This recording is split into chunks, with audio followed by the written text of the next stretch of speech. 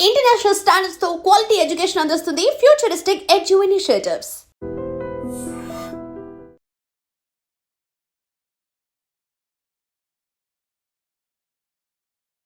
నమస్తే, welcome to I dream talking point with Kavitha.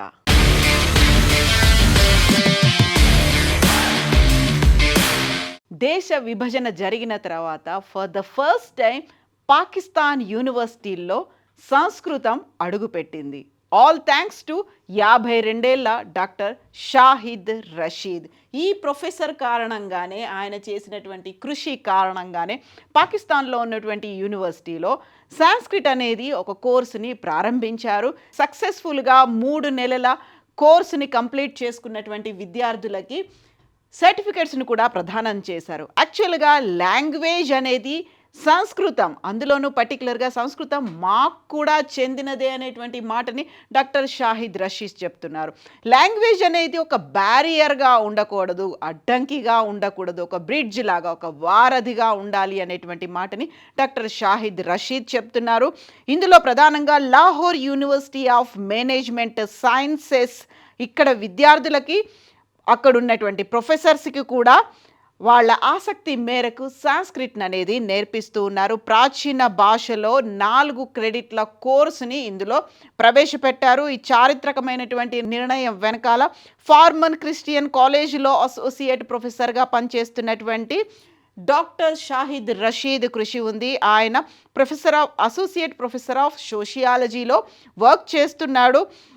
Doctor Rashid కృషి కారణంగానే పాకిస్తాన్లో తిరిగి పాకిస్తాన్కి సంబంధించినటువంటి విద్యా వ్యవస్థలో సంస్కృతం అనేది ఇప్పుడు ప్రారంభించారు. కోర్స్ కంప్లీట్ చేసుకున్నటువంటి స్టూడెంట్స్కి డిసెంబర్ 9న సర్టిఫికెట్స్ను కూడా ప్రదానం చేశారు. యాక్చువల్గా తను ఆన్లైన్ కోర్సులను నేర్చుకున్నాడు. గతంలో కూడా తనకి ఇంట్రెస్ట్గా ఉన్నటువంటి సబ్జెక్టులను కావచ్చు, లాంగ్వేజ్లను కావచ్చు, ఆన్లైన్లో నేర్చుకున్నట్టుగానే సంస్కృతిని కూడా ఆయన ఆన్లైన్లోనే నేర్చుకున్నారు. భారతీయులు ఉర్దూని, అరబిక్ని నేర్చుకుంటున్నప్పుడు పాకిస్తాన్లో ఉన్నటువంటి వాళ్ళు సంస్కృతిని ఎందుకు నేర్చుకోకూడదు? అందులోనూ ప్రధానంగా సంస్కృతం మాకు కూడా చెందిందే. సంస్కృతంలో గ్రామర్కి మూలమైనటువంటి గ్రామర్ని నిర్దేశించినటువంటి పాణిని మా ప్రాంతం వాడే, మేమున్నటువంటి ఈ ప్రాంతానికి చెందిన వాడే పాణిని. అందులోనూ ఇండస్ వ్యాలీ సివిలైజేషన్, సింధు నాగరికతకి సంబంధించి సంస్కృతం ఎంతగానో తోడ్పడింది. అలాగే దేశాల మధ్య సరిహద్దుల్ని చెరిపేయడానికి కూడా ఒక కల్చరల్గా కూడా ఈ సంస్కృత్ ఉపయోగపడుతుంది అనేటువంటి మాటని షాహిద్ రషీద్ చెప్తున్నారు. అందులో మనం ఎందుకు నేర్చుకోకూడదు? యాక్చువల్గా తను సంస్కృత్ నేర్చుకుంటున్నాను అనుకుంటున్నప్పుడు, సంస్కృతాన్ని తను ఆన్లైన్ కోర్సులో అభ్యసిస్తున్నప్పుడు చాలామంది తనని అడిగారు, నువ్వెందుకు సంస్కృతం నేర్చుకుంటున్నావు అని. దానికి ఆయన ఇచ్చినటువంటి సమాధానం, మనం ఎందుకు నేర్చుకోకూడదు? సంస్కృత వ్యాకరణవేత్త పాణిని నివసించిన గ్రామం మన ప్రాంతంలోనే ఉంది. సింధులోయ నాగరికత సమయంలో ఎన్నెన్నో రచనలు జరిగాయి అనేటువంటి మాటని డాక్టర్ షాహిద్ రషీద్ వెల్లడించారు. సంస్కృతం ఒక పర్వతం లాంటిది, ఒక సాంస్కృతికమైనటువంటి స్మారక చిహ్నం. అది మనకు కూడా చెందిందే. ఇది ఏ ఒక్క మతానికో మాత్రమే పరిమితం కాదు. అందువల్లే నేను సంస్కృతం నేర్చుకున్నాను. దానికోసమే ఇప్పుడు పాకిస్తాన్లో ఉన్నటువంటి యూనివర్సిటీల్లో కూడా దాన్ని ప్రవేశపెట్టాల్సినటువంటి అవసరం ఉంది అనేటువంటి మాట. దీంతో పాటుగా భగవద్గీతని, అలాగే సంస్కృతాన్ని కూడా నేర్పించడం, దానికి సంబంధించి క్లాసెస్ను కూడా పెట్టాలి.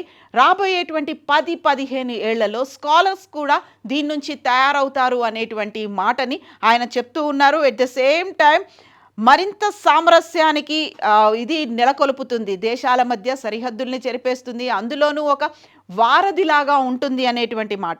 భారతదేశంలో హిందువులు, సిక్కులు అరబిక్ నేర్చుకుంటున్నారు. పాకిస్తాన్లో ముస్లింలు సంస్కృతం నేర్చుకోవడం ప్రారంభిస్తే దక్షిణాసియాకి ఒక కొత్త ఆశాజనకమైనటువంటి ఒక సూచిక, ఒక ప్రారంభం అనేది అవుతుంది, ఒక మంచి సైన్గా, సంకేతంగా నిలుస్తుంది అనేటువంటి మాటని డాక్టర్ షాహిద్ రషీద్ చెప్తున్నారు. ఇక్కడ భాషలు అడ్డంకులుగా కాకుండా వారధులుగా ఉంటాయి అనేటువంటి మాట, బ్యారియర్స్ కాకుండా బ్రిడ్జెస్గా ఉంటాయి అనే మాట.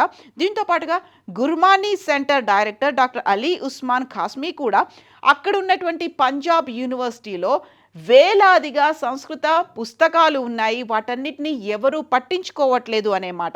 1930లో పండితుడు జేసీఆర్ వూల్నర్ వాటన్నిటినీ సేకరించి వాటిని రికార్డ్స్గా నమోదు చేసినప్పటికీ 1947 తర్వాత ఎప్పుడైతే పార్టిషన్ విభజన జరిగిందో అప్పటి నుంచి పాకిస్తాన్లో ఉన్నటువంటి పండితులు ఎవరు ఆ సంస్కృత గ్రంథాలను పట్టించుకోవట్లేదు. బయట నుంచి వచ్చిన వారు విదేశీ పరిశోధకులు మాత్రమే వాటిని ఉపయోగిస్తున్నారు. అందువల్ల స్థానికంగా ఉన్నటువంటి పండితులకు శిక్షణ ఇవ్వడం ద్వారా పరిస్థితులు మారుతాయి అనేటువంటి మాటను కూడా ఖాస్మీ చెప్తున్నారు.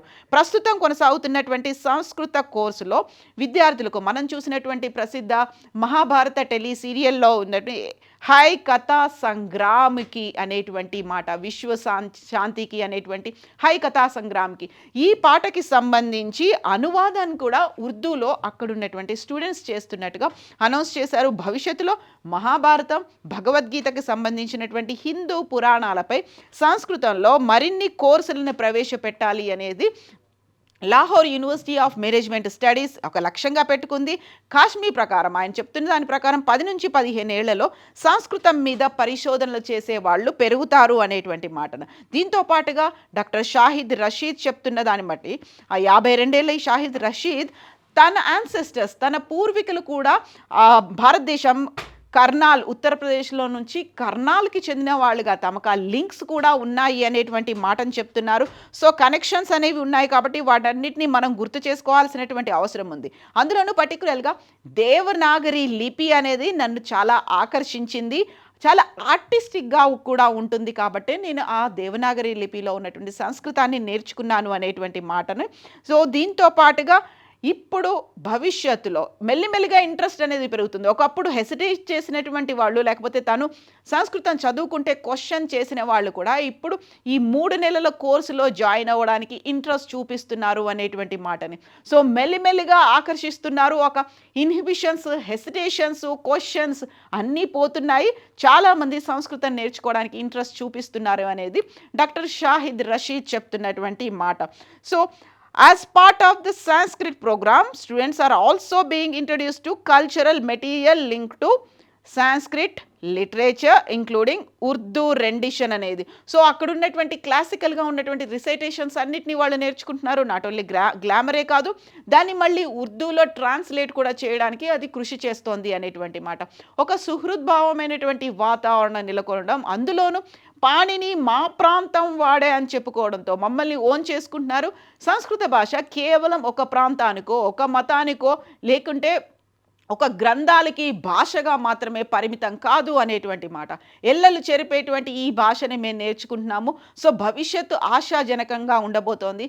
సౌత్ ఏషియన్ కంట్రీస్లో ఇది కీలకమైనటువంటి రోల్ ప్లే చేయబోతోంది అనేది డాక్టర్ షాహిద్ రషీద్ చెప్తున్నటువంటి మాట.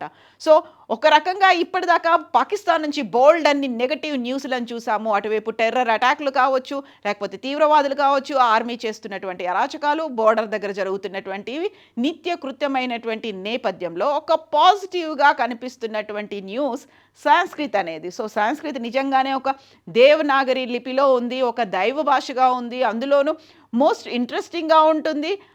చాలా గౌరవప్రదమైనటువంటి భాషగా భావించబడుతున్నటువంటి సంస్కృతాన్ని మేము నేర్చుకుంటున్నాం, నలుగురికి నేర్పిస్తాము అనేటువంటి డాక్టర్ షాహిద్ రషీద్ చెప్తున్నటువంటి మాటల మీద మీరేమనుకుంటున్నారో కామెంట్స్ రూపంలో తెలియజేయండి. And for more videos, Please subscribe to iDream. Please subscribe to iDream. Please subscribe iDream. And please subscribe to iDream.